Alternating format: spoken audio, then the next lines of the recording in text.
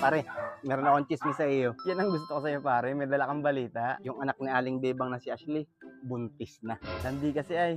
Di ba bata pa yun? Oo, bata pa yun. 17 lang yun eh. Ito na nga.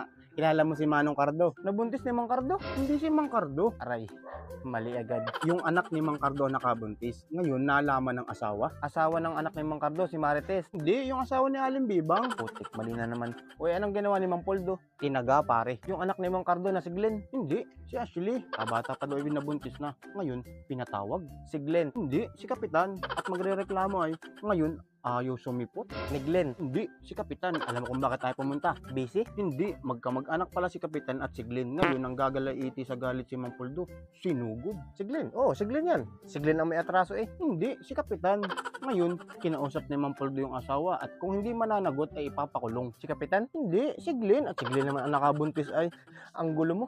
Ngayon, sa galit ni Mang Poldo, sinugod. Si Glenn at si Kapitan. Hindi, ang mga pulis at ang sabi, idaan daw muna sa barangay. O ano pang mga sumunod na nangyari? Ngayon, nawawala na siya ng pag-asa. Si Mang Poldo, hindi. Si Ashley at ayaw nga siyang panagutan. Ngayon, humaba na ang isyo. Oh, ay may ibinulgar si Ashley na ano daw, hindi pala talaga siya totoong buntis. Ha?